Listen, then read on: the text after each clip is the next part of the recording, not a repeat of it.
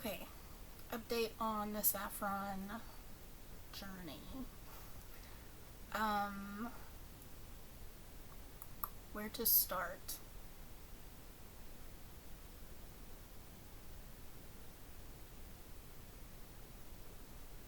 I feel like my mental energy levels are definitely more level. My levels are more level. It's more regulated. It's not so many up and down spikes.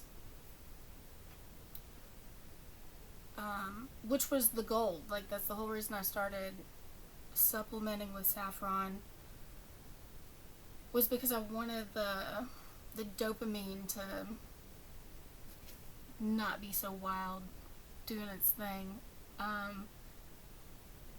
So there haven't been as many spikes. Normally I have like this huge spike in the mornings, about an hour and a half, 2 hours after I take my Vyvanse, and I'm just like ready to do everything, right? And then, mid-afternoon, early to mid-afternoon, I'm just like, ready to go to sleep. That's evened out a lot. So I'm not so tired early mid-afternoon, but I'm also not so wham first thing in the morning, which is good. I like that. It's like it's saving the energy for later, like storing a little bit of it back to use later. And I'm totally okay with that because I don't have to be like go go go all the time. That wears you out. We're not made to operate on that way. And when there is like this huge expenditure of energy, it's naturally, you're gonna have to pay for that later. That's just physics. On a not so physical level, I don't know if you call it, like, probably psychological.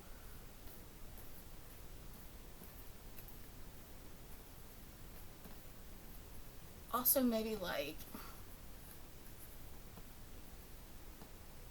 the effects of the neuromechanics, like my brain being able to not have so many spikes and lows.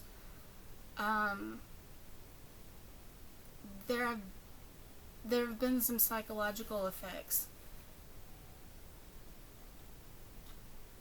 So one day a couple weeks ago,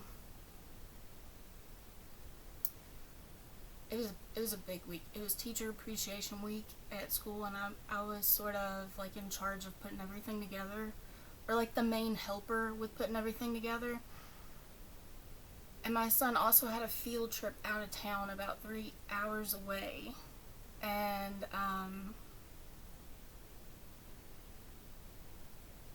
we were only going to be gone for the day. We didn't have to stay overnight or anything, but I got the day wrong. I got up and got ready, and like I was kind of stressed out and overwhelmed, and we ended up showing up a day early for the field trip, and I was like, oh my gosh.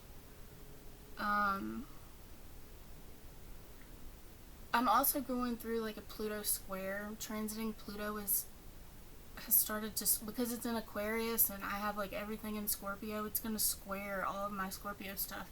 And it's right now is working on my natal Venus and natal Pluto.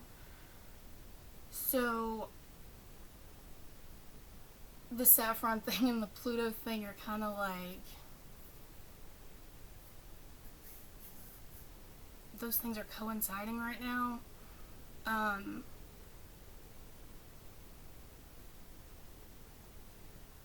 Here's where I think like the saffron is coming in and helping, because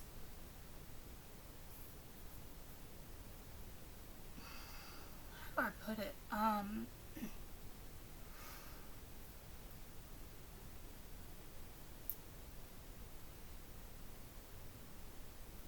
I feel like I'm able to be more aware of things without being so emotional about them. sort of like, this is what's happened, this is how I'm feeling, and just like analyze that and go from there and move on, and not being like stuck so much in how I feel about it, or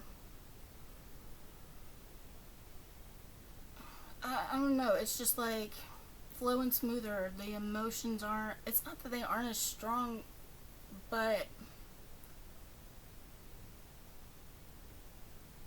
they're not so controlling. They're not, because sometimes like we feel something, and we're, a lot of times as humans, once our emotions get involved, then that's it.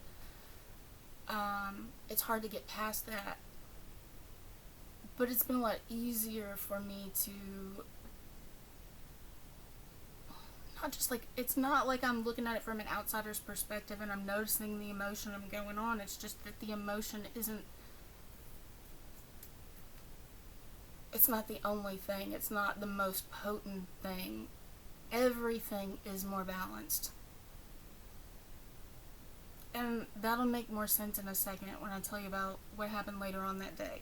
Because there's the key word here. So we came back home. My son was mad because he still had to go to school, which I don't blame him. And then I went to the school because I was supposed to be there every day that week for, to do the teacher appreciation stuff. Staff appreciation, not just the teachers. And because I told everyone that I wasn't going to be there that day, I was kind of like an extra person, because they had planned to get things done without me being there.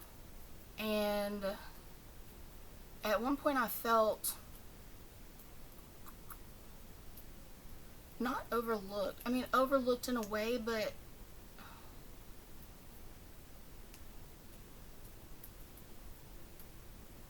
less than, I think, was how I really felt, just because of certain interactions with certain people. And that's not a them thing, that's a me thing.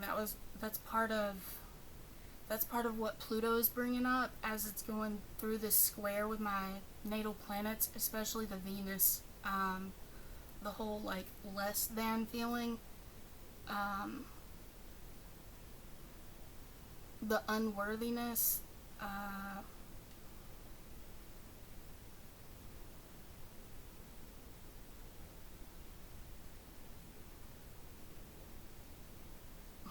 man, like it, like sometimes when you're hurt, when you're a kid and you get hurt, like something really hurts your feelings, that feeling it gives you in your stomach, and then as an adult something can trigger that feeling, and you get that same feeling in your stomach.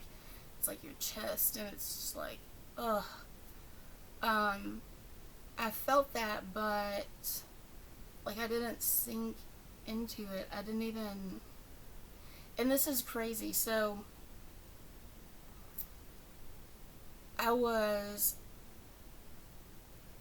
aware of this happening in myself.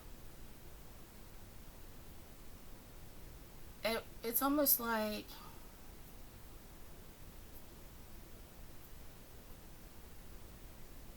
being consciously aware of this psychological process as it happens, like in real time. And the word that clicked, that I don't want to say like I heard it, but the word that came to mind was sublimation. And I was like, well, think about sublimation, right? Which is an alchemical and a chemical term. Sublimation is when something goes from a solid state of matter to a gas state of matter, and it skips the liquid, it skips the melting.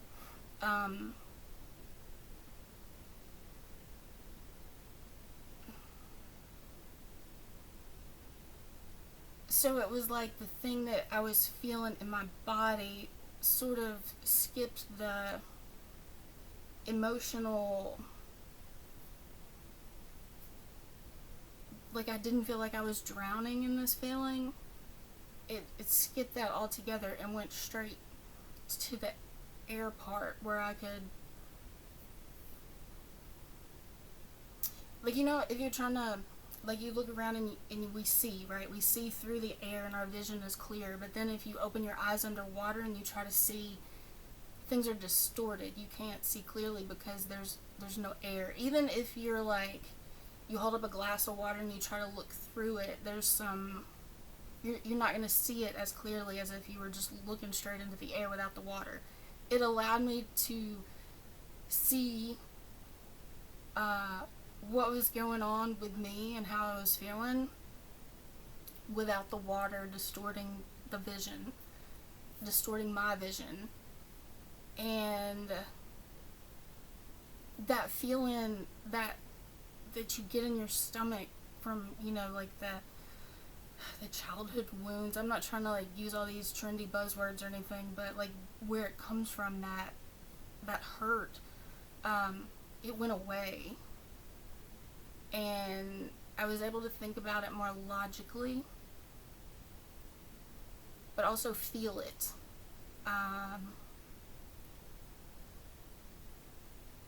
And it felt good. Like, it wasn't a pleasant experience, but it felt different to be able to move through it in that way, and it felt really good to be able to move through it in that way. Because my brain is used to, you know, the neurological pathways, they get set in this pattern. My pattern is normally like, for a lot of people, I think, like, this triggers you, this hurts your feelings, especially when you've had a crazy, crazy morning already, and, you know, like, things have already been like, what the fuck? We get sort of stuck in that. Like, it's like, I've had a bad day, I'm done with everything, I'm just gonna have a breakdown now, and I'm just gonna cry, and I'm gonna sit in this feeling. Like, I didn't feel the need to cry about it. That's another thing we see in nature, like the alchemical order of the elements. Like, sometimes when it's raining, I think that, like, this is kind of woo-woo, kind of like metaphorical, but it's like the earth just gets so full of whatever mentally, you know, that it has to shed some tears, it has to rain to sort of wash all that away.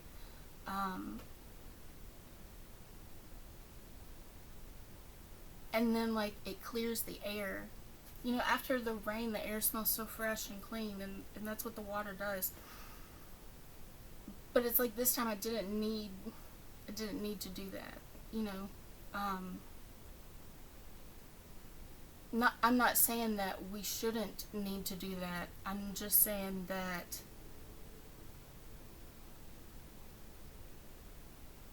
there's a time and a place for that, and it doesn't always have to happen that way. Like, we don't always have to purge every little thing with our tears, with our, you know, that emotional cleansing,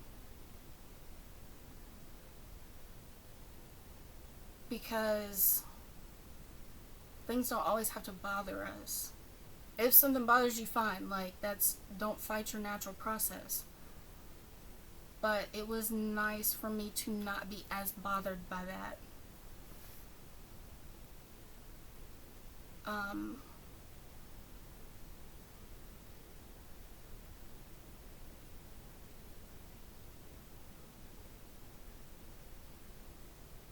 I'm thinking about, like, if you're just not bothered by anything, I guess that would make you a sociopath, right? But that's just my brain.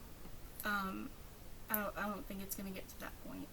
I think that, because, you know, it's not about, there's a difference between being unbothered and not compassionate with yourself or with somebody else.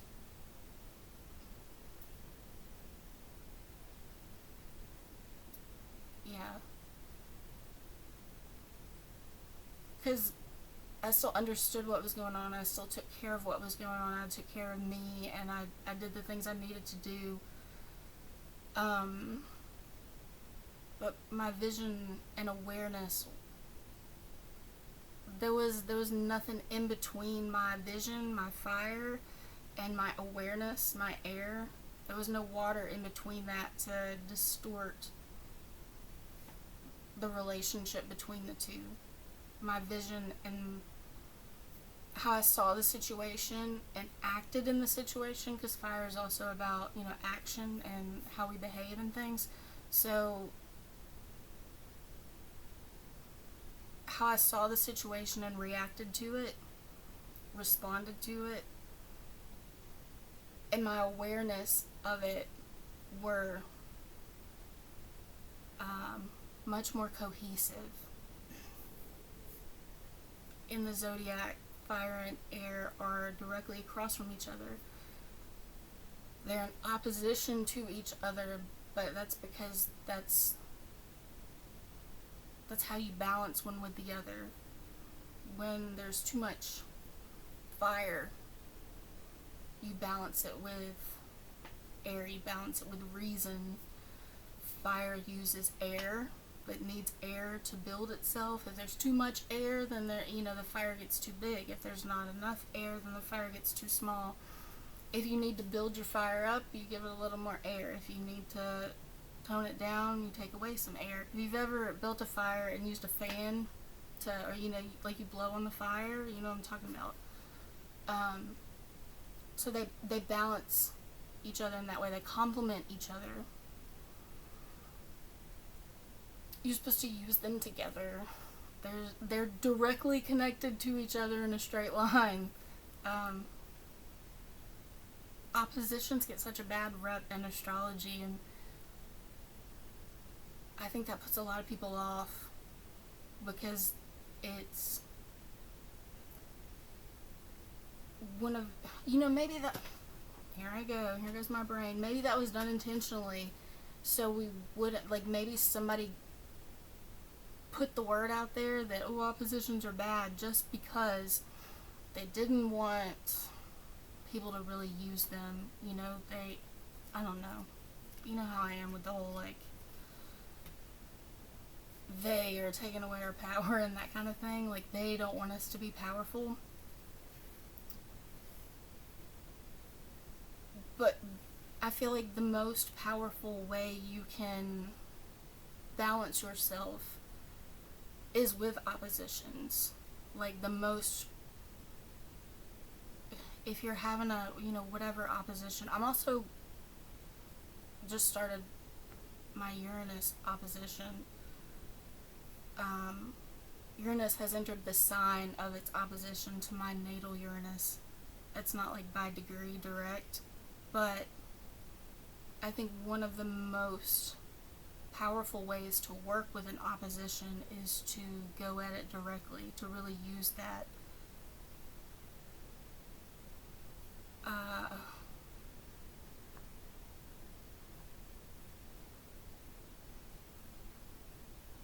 So yeah, if you have a planet that is in opposition to its home sign, my Mars is in Libra, which is opposite Aries, you can use that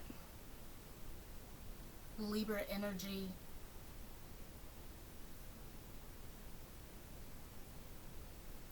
to shape your Mars, to give your Mars an environment to work in. And I think it makes it stronger because I'm getting off track, but it's almost like seeing through the eyes of your enemy. The thing that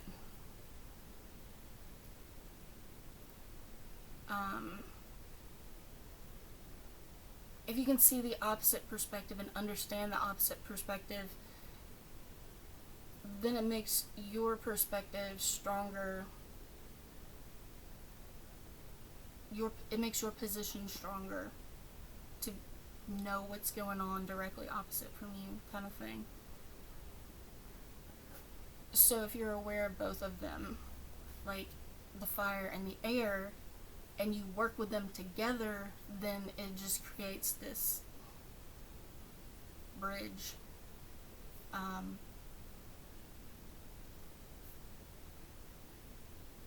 And that's kind of the whole point, is to to bring our whole selves together, to not feel so, this part of me, feel so torn.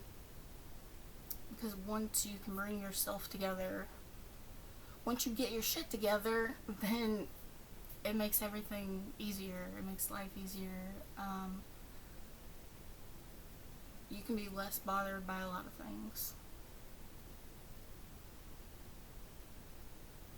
And when this is not bothering you anymore, you can focus your attention on the things that you care about, that you choose to, that you use your free will to choose to care about, that are important to you, because these other things aren't like taking that attention, taking that willpower. You know, you're not spending it in places that you don't want to spend it in. You're spending it on things that you do want to spend it on.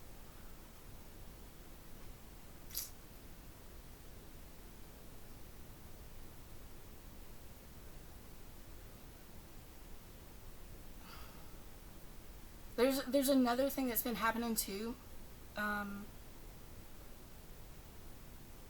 I'm trying to figure out like how to articulate it, because it's one of those very abstract ideas. You know, saffron is red, and when you steep it, it turns yellow. The whole fire and air thing.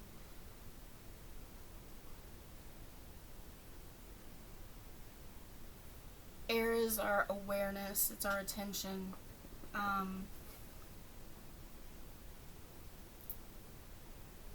And I've always thought about so many different things at the same time.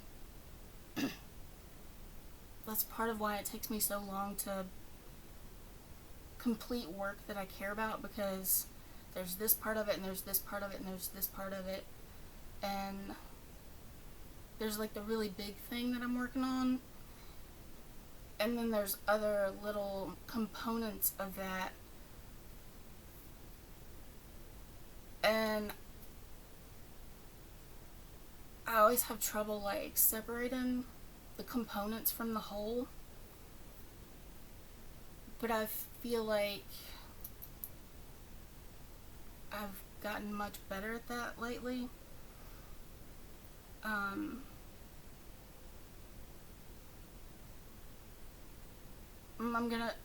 gonna talk about something, and it's one of those things, if you know, you know, and there are different levels of understanding of it, and whichever level of understanding you think I'm talking about, that's what I'm talking about. We'll go with that. Our attention is just naturally divided, right?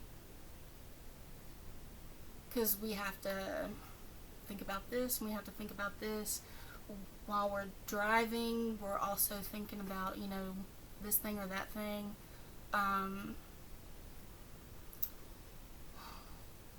While your kids are in the tub, you can be cooking dinner. So your attention is divided. Some things just run in the background. Like, you don't have to focus any attention on breathing or making your heart pump while you're doing those things. They just run for you. But other things you have to put a different level of attention on different things, and you're multitasking, you're doing all those things. That's just what we do as humans. So take like that and put it in a mental aspect.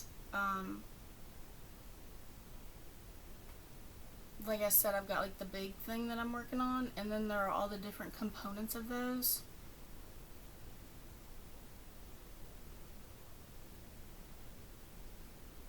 And gosh, I don't want to say too much. In certain, like, you know, if you do like ceremonial magic or any sort of like ritual type stuff, there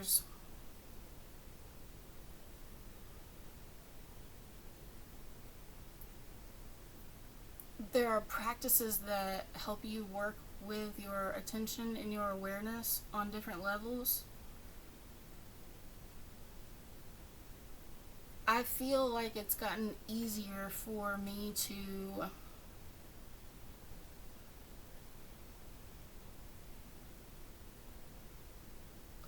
like my focus on each area. I'm able to focus on multiple areas better.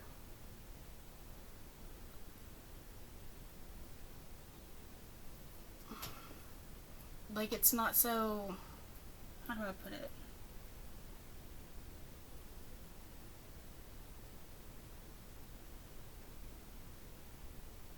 If you're trying to do two different things at one time, sometimes that can be really hard depending on what it is, and sometimes you just have to put one to the side and focus on this one. It's like that focus is split, and I can focus on both of them at the same time without them,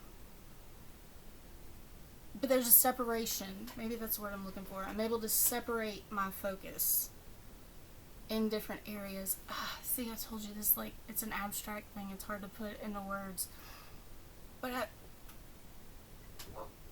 I'm able to find this many words for it, and I used to not. So, you know, it's getting better, which is kind of what my point. Like, there's progress with, like, my mental, let's say my mental capacity.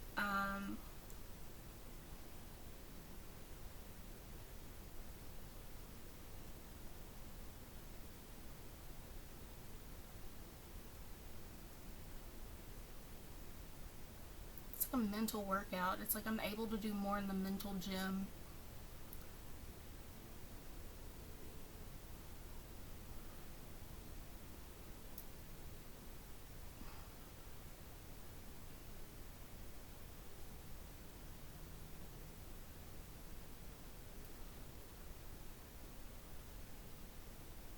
My attention itself is not so overwhelmed with all the different things that I'm doing or thinking about, that I'm contemplating, that I'm trying to figure out. You know, like when Doctor Strange is like this and he's like considering all the possibilities and different realities and blah blah blah, and he's like going through millions of different whatever. It kind of feels like that. I'm not like turning into Doctor Strange or anything, but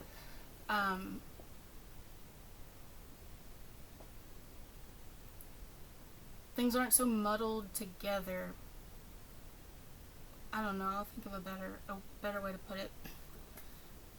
But I think you know what I mean. Especially if you know if you work intentionally with your attention, then you probably get it. Like if I'm focusing on this one thing, I'm also very clearly aware of the other thing too that I have going on. And those two don't get so fuzzy when I think about, when I'm aware of both of them at the same time. Maybe that's a better way to put it. I have, last thing, the saffron that I got from the local metaphysical store I ran out of, so I didn't take it for a couple days. I ordered some more from Amazon, just because it's more convenient, and I actually got a better quality saffron. Not that there was anything wrong with the quality of saffron I got at the metaphysical store. It was great, but I was able to get it, thanks to Amazon being the commerce giant that it is. I was able to get a better quality saffron for the same price, and it's easier for me to get, so it makes sense for me to get it. And I've been taking that for about a week now, and I can tell a difference. It's the potency is different. Like I said, I think it's just a quality thing. And if the metaphysical store got this saffron that I'm taking now, then I would probably still buy it there, because the people at that shop are good to me, and I will continue to support them.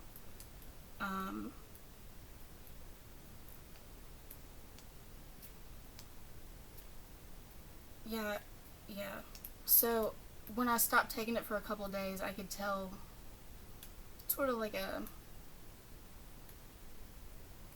fallen back into my old thought patterns. Not like intrusive thoughts or anything, but just typical neural pattern sort of thing.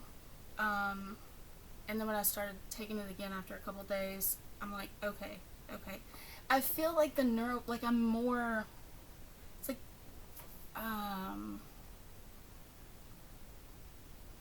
I can be more hands-on with the neuroplasticity.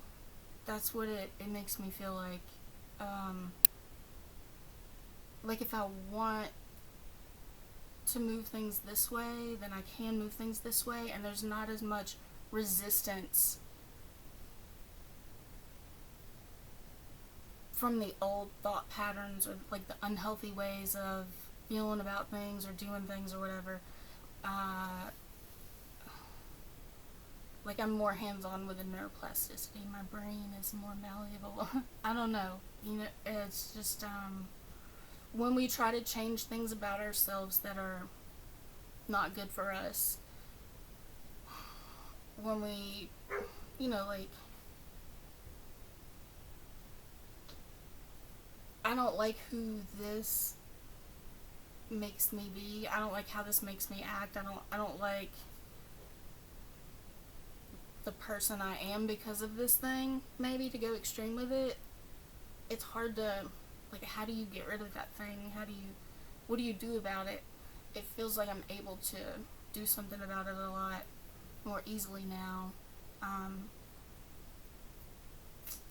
Brings into contemplation, like, identity, who you identify yourself as, like what you identify with.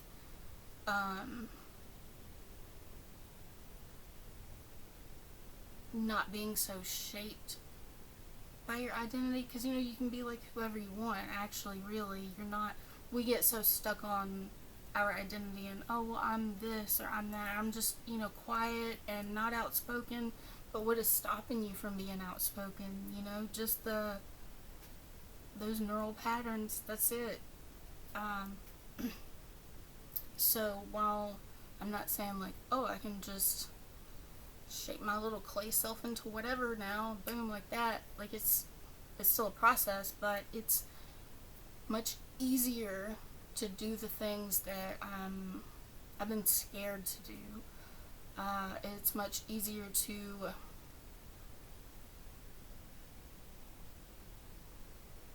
realize my potential and how much I've been holding myself back, and how that just doesn't seem like that big of a deal anymore. Those things that I feel like were holding me back,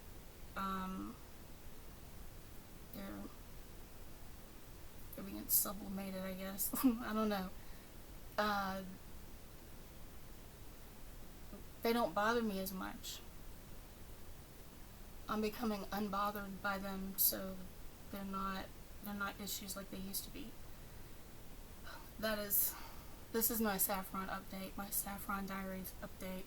Let me know what you guys think. I love to hear from you. I love to engage in conversations with you, whether you agree, disagree, whatever. Like, I like that. So if you want to tell me what you think, you can comment, you can message me directly.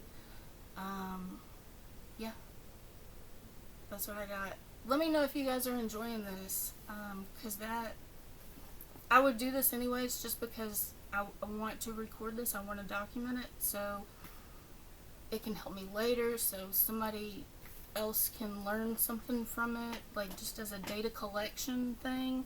But I also like to know if it's something that you enjoy. So yeah, I'll talk to you guys later.